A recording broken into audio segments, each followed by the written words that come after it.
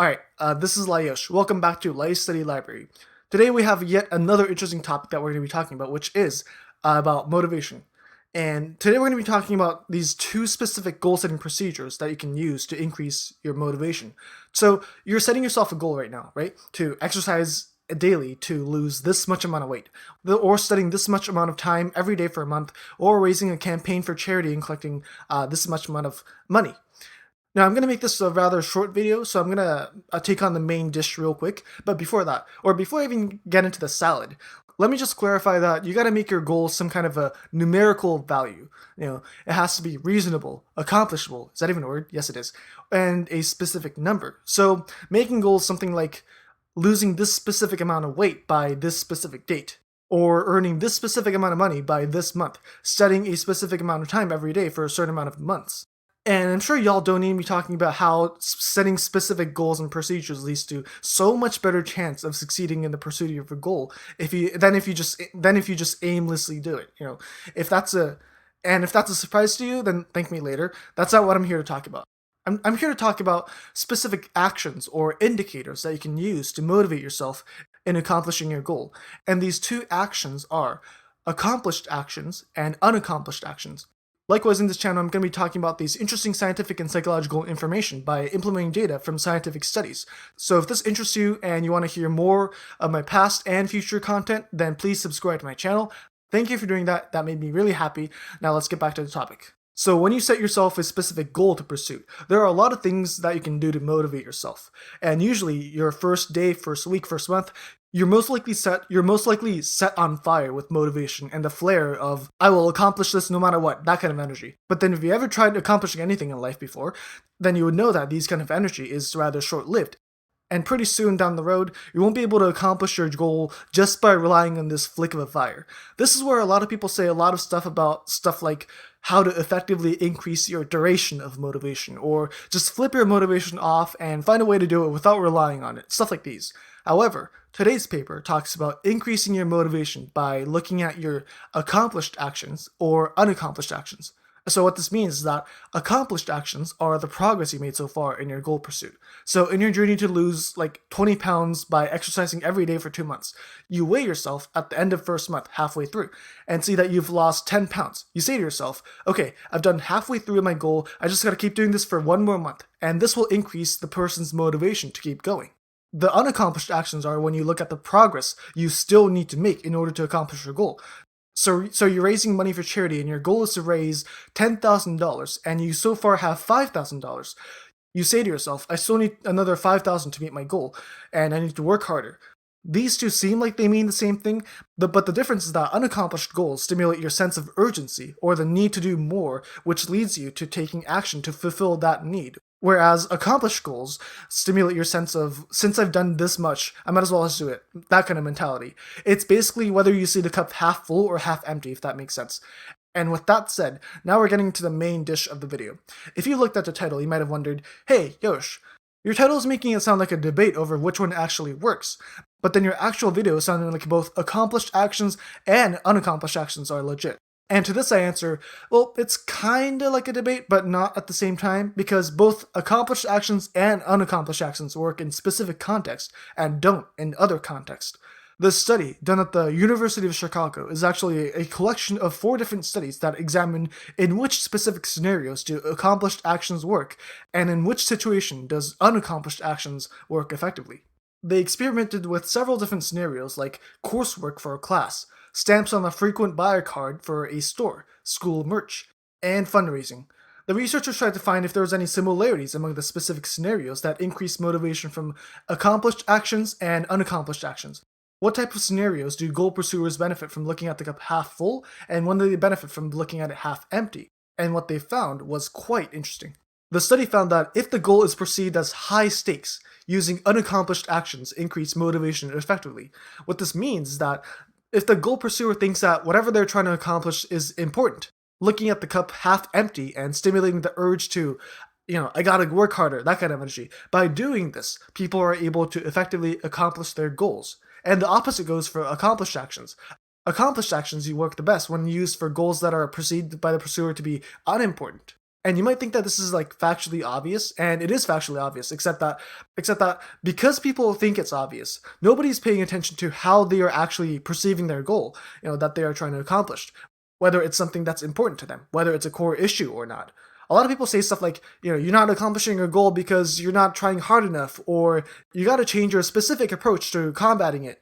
And these advices do have their appropriate place, but these are not the easiest and the quickest approach. And I'll give you an example. So let's say you've constantly failed to make exercise a daily habit, and the only way to change the specific portion of your attempted betterment is to attempt it multiple times, fail multiple times, until you look back at it and figure out, okay, so when I tried exercising in the morning, I only lasted 3 days until I got lazy.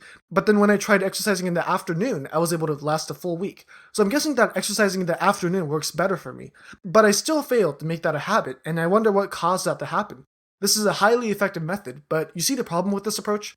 Although if you keep testing it out and testing your goal pursuit as if it was a science experiment, although this will work eventually, it costs you a lot of time and energy and possibly money to even make the opportunity for your experiment.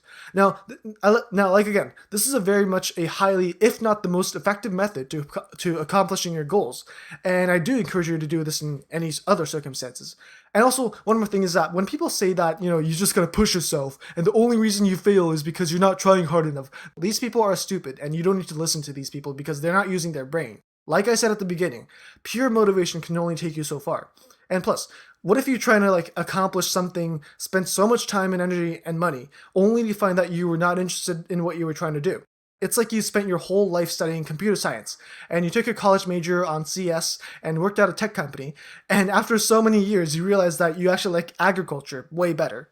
The point I'm getting to is that examining your goal pursuits, whether you've already made progress or not, and deciding whether that goal is important to you or not, is the most fundamental question we should be asking ourselves. We start out motivated, but once that's gone, you'll be in a more calm, less energized state, and you'll probably experience a plateau in your progress. And you can totally search for techniques to efficiently progress or find a way to motivate yourself longer, but this should happen only after you determine the value of your goal pursuit, and this is where accomplished and unaccomplished actions take place.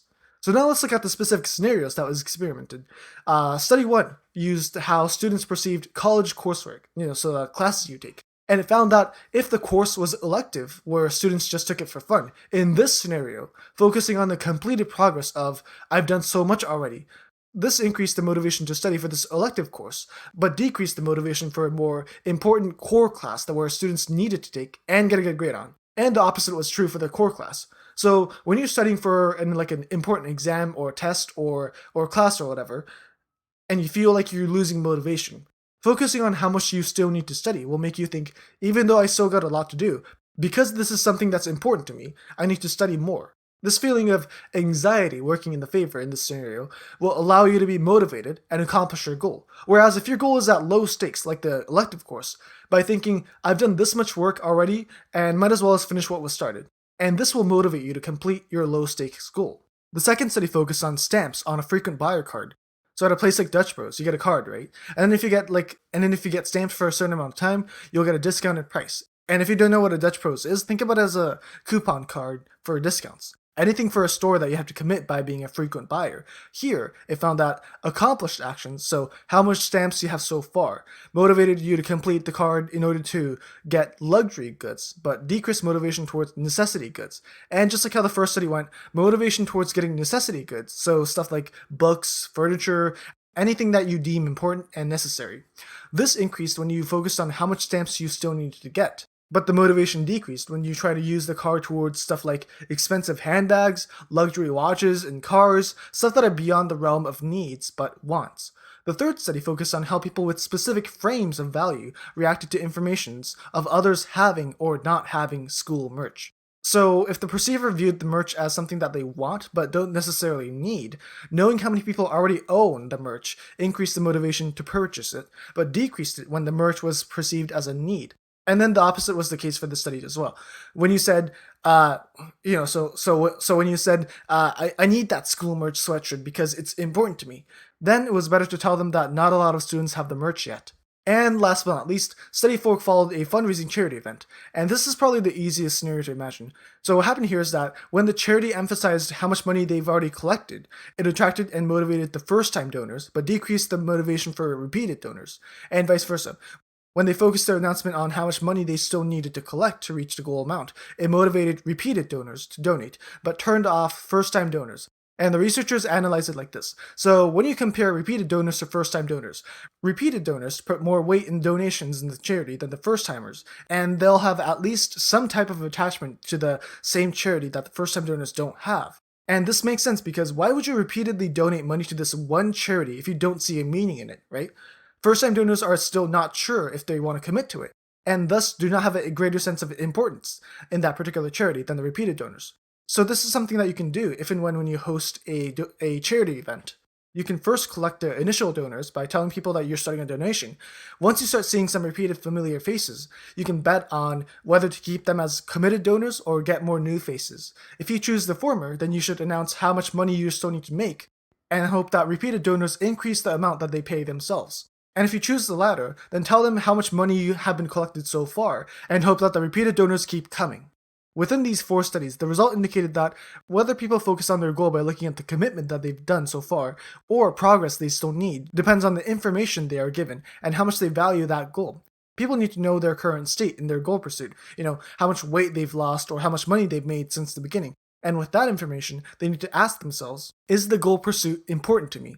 If it is, you'll most likely be able to withstand the pressure of how much you haven't done yet, because the pressure of not completing the goal is bigger. And if you think about it, if you are not even finding enjoyment out of the goal that you're trying to pursue, and you're not really enthusiastic about the progress you make, there's no way you're going to be able to continue by looking up the hill. That'll crush your motivation. But this also means that you can alternate which way to look at, either look down or up the hill. You can have a switch in the value of your goal pursuit. If you start out thinking that your goal is important, and your goal could be anything, like getting in shape to impress someone, things like that. Whenever you lose motivation during that journey, you think that working out is hard and it's making me tired, but getting rejected by him or her will hurt more. By thinking like this, you'll deem your goal as important enough to withstand the immediate pain. If you can do this, you'll have the strong mentality to look up the hill and make your anxious feeling of, I need to do more, into a positive emotion that can help you complete your journey.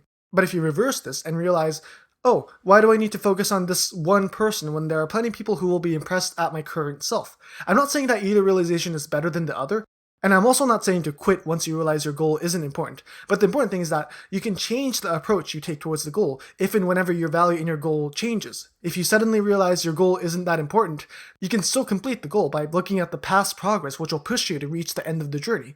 And if you suddenly realize your goal is important, the amount of work you still have will motivate you to close the gap between the current and the end result. So that's basically it for the video. I hope you enjoyed it. The key takeaways are that you can effectively complete your goal pursuit by determining if that's important to you, and based on the decision you made, you can approach it by either looking at the progress you made so far or the progress you still need to do. And also this method is interchangeable if and when your value towards the goal changes. But I'm sure a lot of you smart people have noticed it. How do you determine whether your goal you're pursuing is important or not?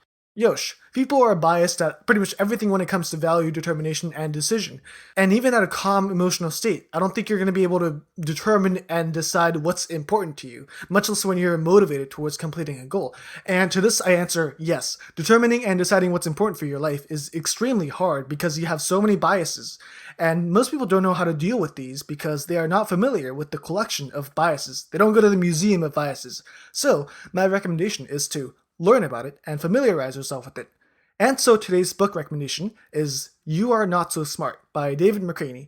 Why do people claim they knew about the GameStop stock incident all along, even though they did nothing prior to the event? Why do two people who both experienced the same thing have a completely different memory of it?